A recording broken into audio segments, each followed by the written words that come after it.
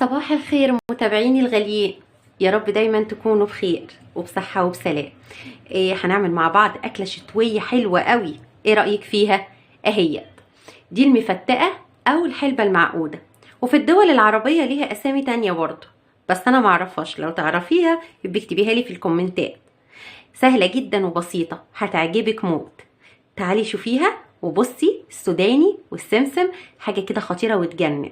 تعالي شوفي بتتعمل قد ايه سهلة وقد ايه ولادك هيحبوها. تعالي شوفي طريقتها، بس قبل اي حاجة ما تنسينيش في لايك وشير سبسكرايب للقناة لو اول مرة تشرفيني علشان يوصلك مني كل جديد. ما تنسيش اللايك. السلام عليكم ورحمة الله وبركاته. ازيكم حبايبي، عاملين ايه؟ يا رب دايما تكونوا بخير. هنعمل مع بعض وصفة الحلبة المعقودة او المفتقة. يعني في اماكن بتقول عليها الحلبة المعقودة، في اماكن بتقول عليها المفتقة. دي اكلة شتوية حلوة قوي، طعمها حلو، بتعمل زيادة كبيرة قوي في الوزن. عشان نبقى عارفين لو حد عنده نحافة ولا حاجة ممكن ياكل كتير منها، بتجيب نتيجة رهيبة يعني. الحلبة المعقودة بقى بتاعتنا النهاردة او المفتقة ديت مكوناتها بسيطة، عمايلها خفيفة. على فكرة انا بعملها بطريقة جدتي، يعني بطريقة الله يرحم الجميع، بس انا بعملها بطريقة قديمة يعني، وما بحاولش اغير الطريقة بتاعتي، لان صراحة هي الطريقة دي حلوة قوي وخفيفة وجميلة وبسيطة وهتعجبكم ان شاء الله.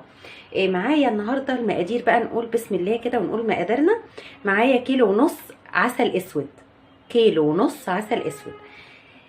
المعايير بقى التانية ديت، المقادير التانية دي انا معايراها كلها بالمج اللي هو العادي اللي موجود في كل بيت، مج الشاي العادي. تمام، يبقى انا عندي 1.5 كيلو عسل اسود. هضيف بقى بالمج ده او الكوبايه دي كوبايه سمسم، كوبايه سوداني. لو حابه تزودي سمسم وسوداني عن كده مفيش مشكله، بتطلع برضو نتيجتها حلوه قوي. يعني هي لو حبيتي تزودي سوداني او سمسم مفيش مشكله. يبقى معانا كوبايه سمسم، كوبايه سوداني، كوبايه زيت، هنقول كوبايه الا ربع حلبه مجروشه. انت ممكن تجيبيها كده من العطار جاهزه وتقولي له عايزه حلبه مجروشه من بتاعه المفتقه او الحلبه المعقوده. لو انت مش عايزه تجيبيها كده جاهزه من بره، هتجيبي الحلبه العاديه خالص، الحصى، تغسليها وتحمصيها وتطحنيها في المطحنه بتاعتك. معايا كمان نص كوبايه مغات، ده مغات مش محوج، مغات ساده. تمام. معايا كمان معلقتين كبار هرميين كده دقيق متعدد الاستخدامات يعني او متعدد الاغراض. ومعايا نص فص الليمونه ده بس، مش هحط ليمون كتير، هو نص الفص ده. لو مش حابه ان انت تحطي نص فص الليمون ده، لو عندك ملح ليمون حطي رشه خفيفه قوي من يعني على طرف المعلقه كده، رشه خفيفه. الليمون او ملح الليمون دي هنقوله كده الماده الحافظه اللي بتحفظها، وبتخلي كمان الليمون بيخلي كمان قوام الحلبه المعقوده حلوه قوي. تعالوا بقى نروح للبوتاجاز ونقول بسم الله ونبتدي عمايلها السهله جدا. وبكده حبايبي انا جيت على البوتاجاز اهوت. اول حاجه هنزل بيها في الحله وهي كوبايه الزيت. تمام كده، انا مكبره لكم الصوره يا رب تكون واضحه.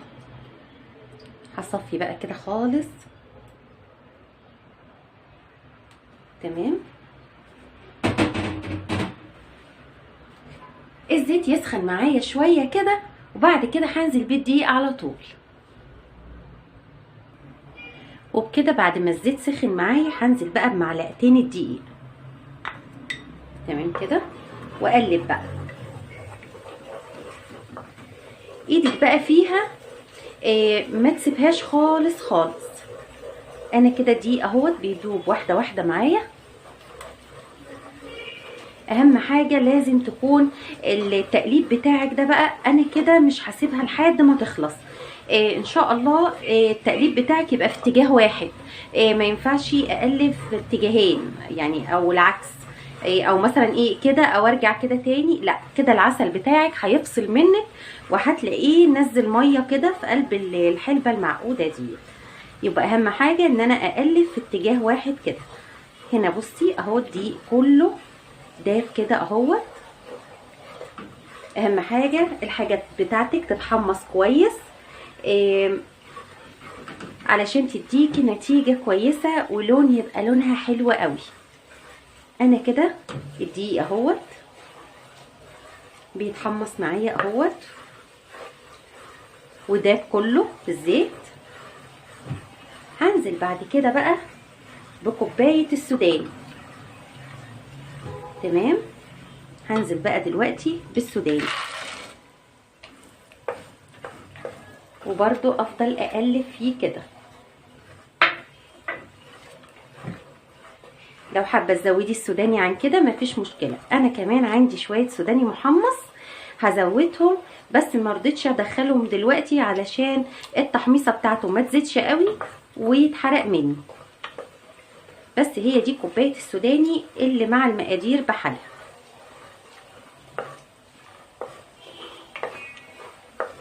لازم كل حاجه تاخد وقتها في التحميص بتاعها والتقليب المستمر كده، علشان زي ما اتفقنا تدينا نتيجه حلوه ونتيجه كويسه. اكله شتويه تحفه ورهيبه على سندوتشات بقى، تتعمل كده الصبح على الفطار او على العشاء او حتى بين الوجبات. تمام كده السوداني بتاعي اتحمص. هنزل بقى دلوقتي بالسمسم بتاعي، كوبايه السمسم.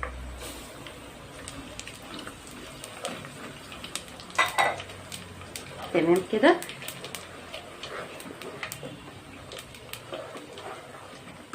بعد السوداني بقى هنزل بعد السمسم والسوداني هنزل بقى بالمغات.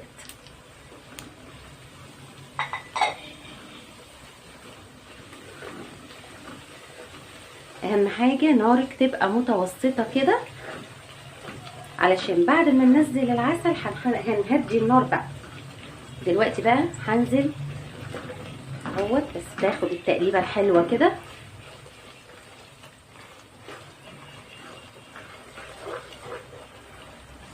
في ناس بتحب تحط لها كركم علشان خاطر اللون بتاعها، بس انا مش بحب يعني احط حاجات اضافيات زياده. يعني هي الاضافات اللي فيها دي بس، اهم حاجه التحميصه دي هتغنيكي خالص عن الكركم او الحاجات اللي بتدي لون. انا لحد دلوقتي مش راضيه افصل الكاميرا علشان تشوفوا كل حاجه كده بالراحه وما بتاخدش وقت خالص والله. هنزل بقى دلوقتي بالحلبة المجروشة اهيت، وافضل برضو اقلب في الاتجاه الواحد، مغيرش الاتجاه بتاعي خالص.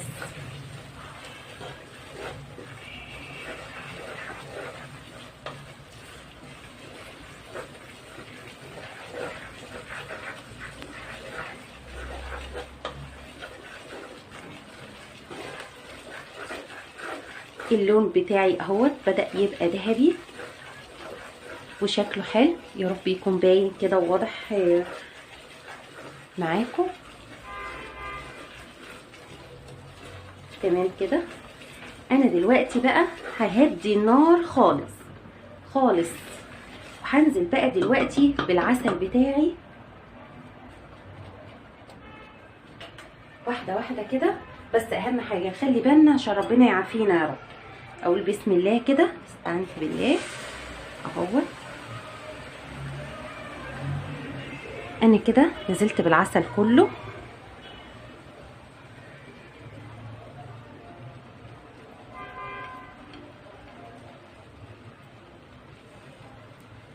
كده خلاص انا نزلت العسل بقى. هعلي النار سنه خفيفه لحد بس ما تغلي كده معايا، وبعد كده هدي النار خالص.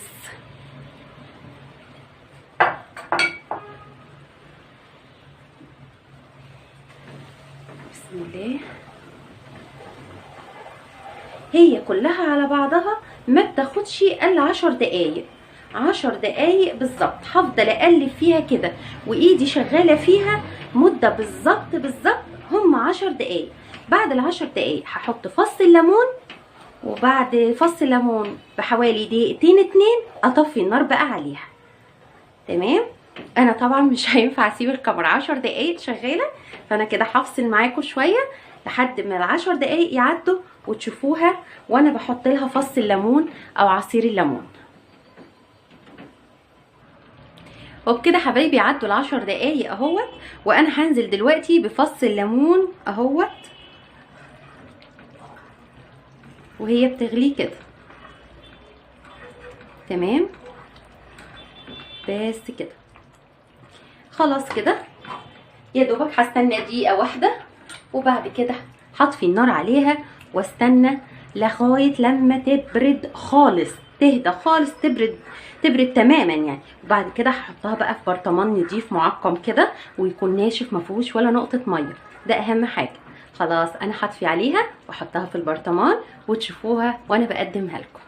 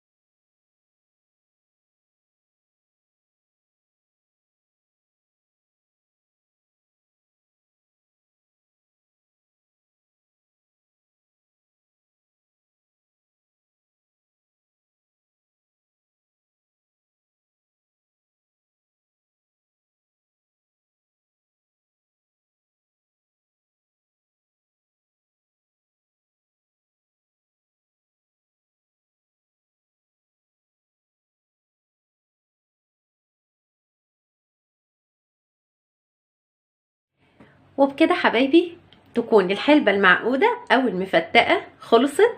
بصي شكلها حلو ازاي. انا فضيتها في علبة محكمة الغلق نضيفة، لو حابة تحطيها في برطمانات زي دي كده مفيش مشكلة خالص، برطمانات من النوعيات دي مفيش مشكلة، حطي زي ما انت عايزة.